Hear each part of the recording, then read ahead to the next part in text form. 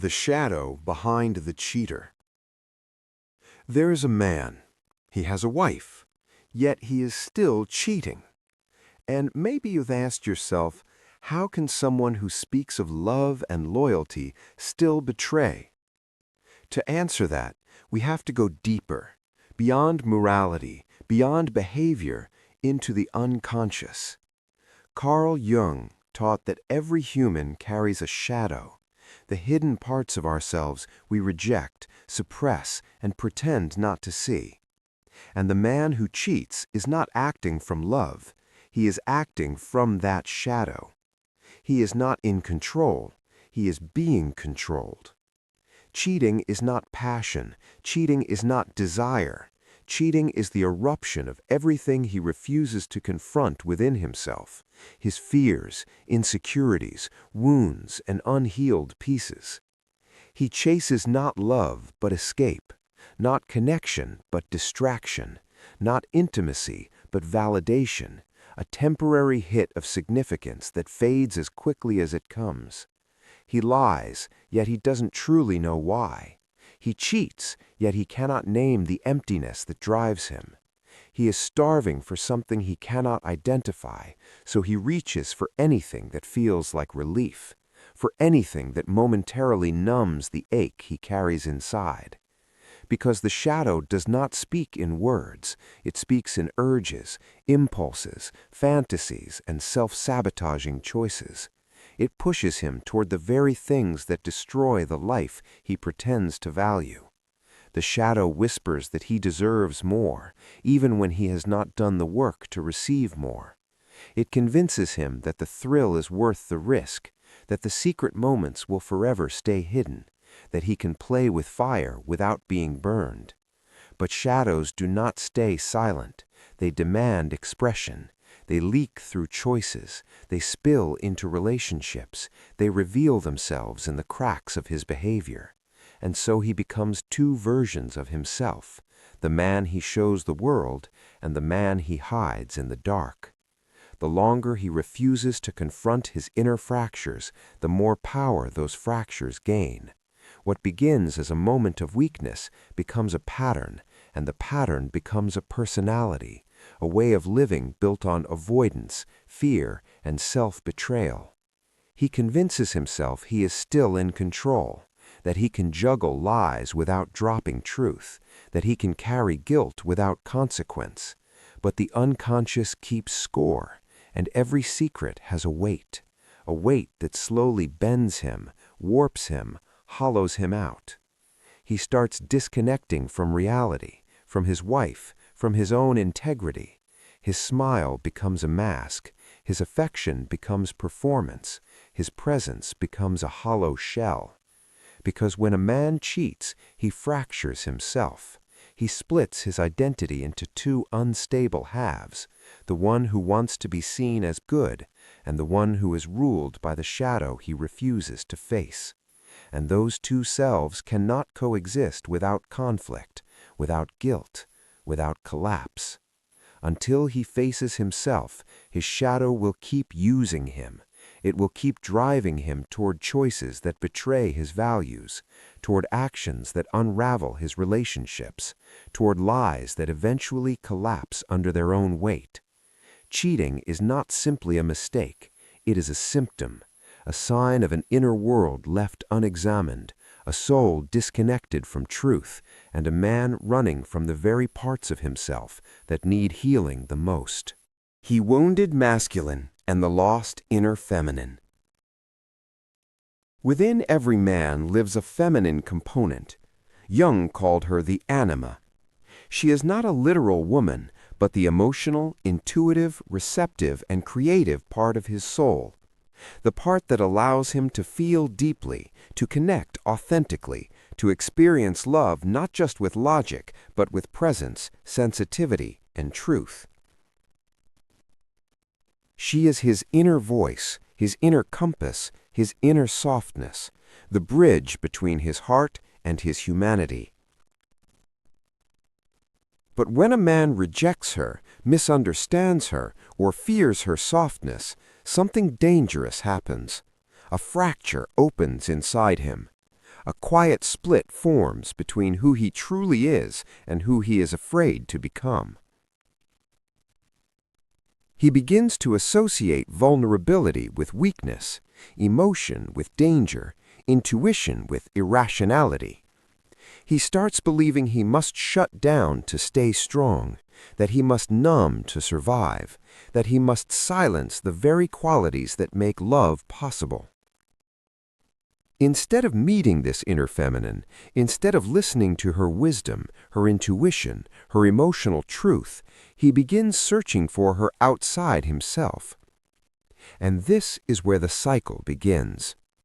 Not a single woman on earth can satisfy that search, because she isn't what he is truly seeking.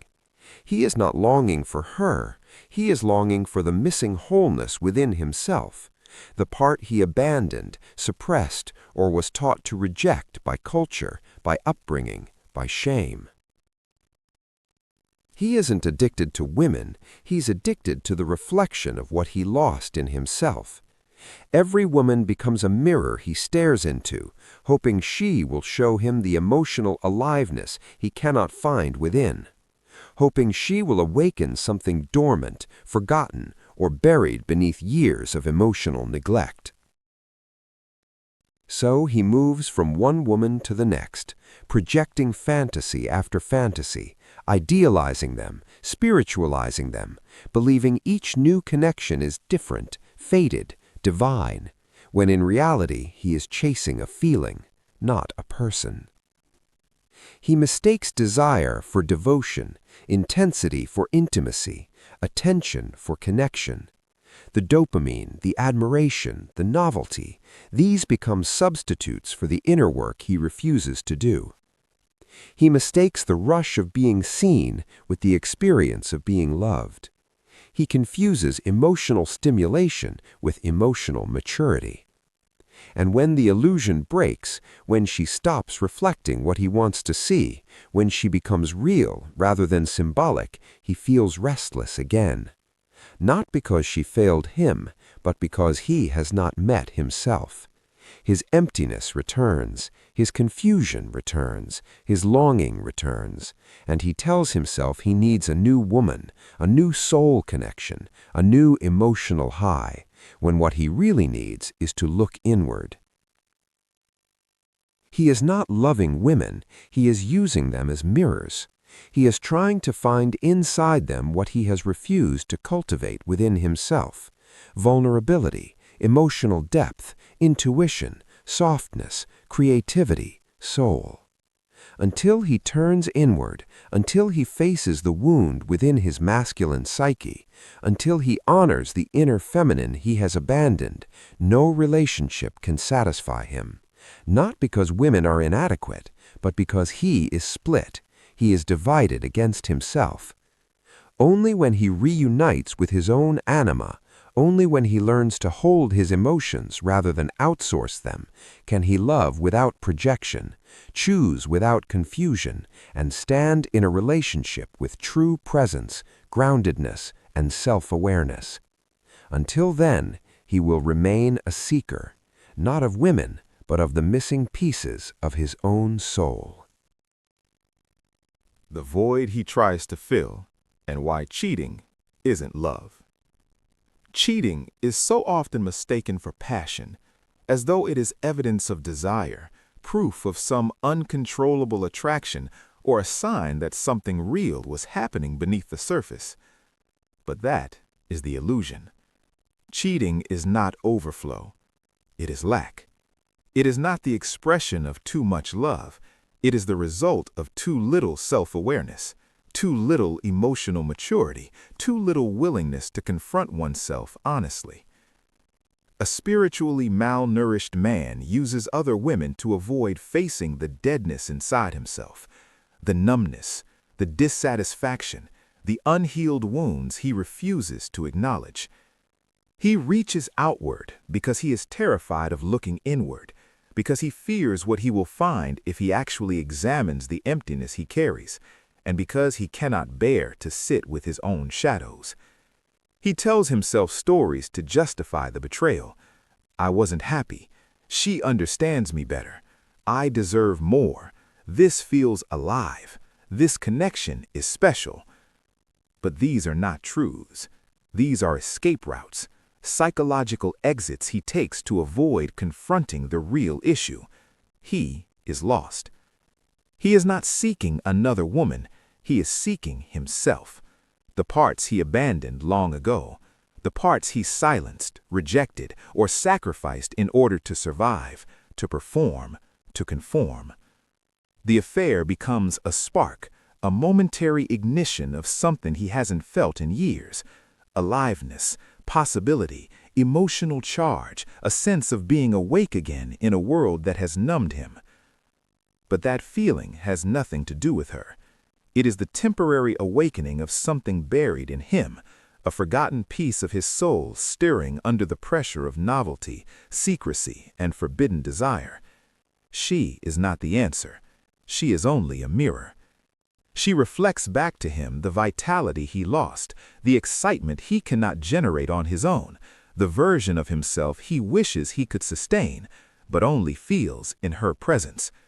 And like all reflections, the moment he gets too close, when reality exceeds the fantasy, the illusion breaks. Because the truth is this: until he confronts the emptiness within, until he turns toward the void instead of away from it, every connection will feel incomplete. Every woman will eventually disappoint him, not because they lack something, but because he lacks wholeness. No amount of attention, affection, or admiration can fill what only introspection and inner work can repair. His betrayal was not your failure. It was the manifestation of his spiritual hunger, a hunger he tried to feed with bodies instead of truth, with secrecy instead of honesty, with fantasy instead of introspection. It was the expression of his emotional immaturity, his inability to sit with discomfort, to communicate openly, to face the parts of himself that scare him. It was his blindness to his own soul, his refusal to see his shadow, his fear of acknowledging the pain he carries, and his naivete in believing he could escape himself by running into someone else's arms. You were not the cause. You were the witness. You stood on the outside of a battle he was having with himself, a battle he didn't want you to see, a battle he didn't know how to win. His cheating was never a measurement of your worth, only a reflection of his wounds, only a reflection of his inability to meet himself, to be honest with himself, to integrate the fractured parts of his own psyche. And you, in your presence and your love, were never the problem. You were simply the mirror on which his shadows played. Your intuition, your awakening, your rise. Before the truth came out, you felt it, the tension, the distance, the subtle shift in energy that couldn't be explained away.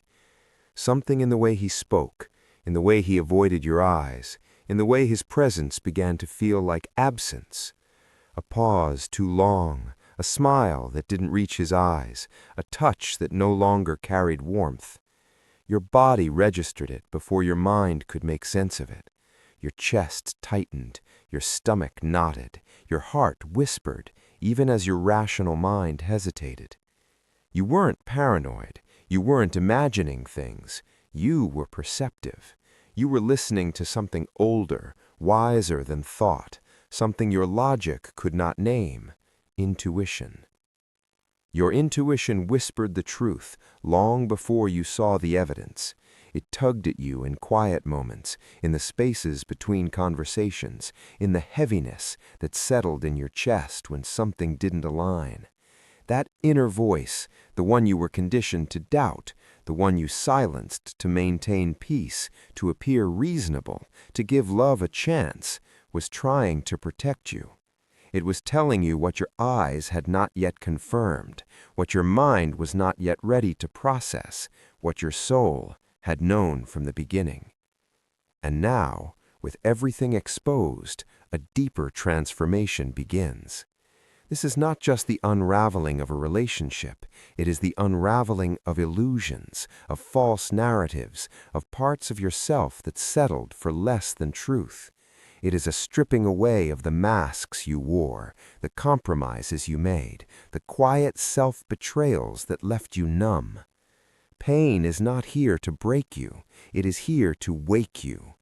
Betrayal feels like destruction, like something precious has been smashed in your hands, like the ground beneath you has shifted, and you are unsure if you will stand.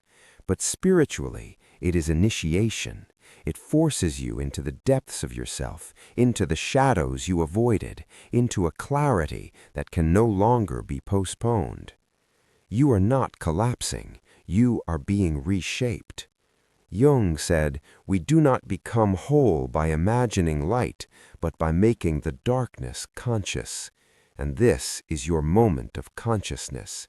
The light is not here to comfort you. It is here to reveal what has been hidden, to illuminate the cracks, to show you where your courage, your boundaries, and your love must expand. The betrayal revealed, where you silenced your intuition, where you overgave hoping that effort could replace honesty, where you minimized your own needs in favor of maintaining connection, where you stayed loyal to potential instead of reality, where you underestimated your worth because you believed love alone should suffice. And now you rise, not as a victim, but as the alchemist of your own story. You begin to transform everything he tried to diminish. You turn pain into boundaries, firm, sacred, unshakable. You turn grief into clarity, seeing what you once blurred with hope. You turn endings into awakening, understanding that endings are often the doorway to your true self. You were not destroyed, you were revealed. Every crack he created is now a place where truth can enter. Every lie he told is now a reminder of what you will never accept again. Every moment of doubt is now a lesson in trusting your intuition without hesitation. And now you walk forward, not with bitterness, not with fear, but with vision. A vision built on truth, on alignment, on a deeper connection to your own soul. While he keeps chasing shadows, while he keeps searching for pieces of himself in temporary places, you are stepping into the light of your own authenticity. You are becoming whole in ways he may never understand. And this time, nothing and no one will pull you back into darkness.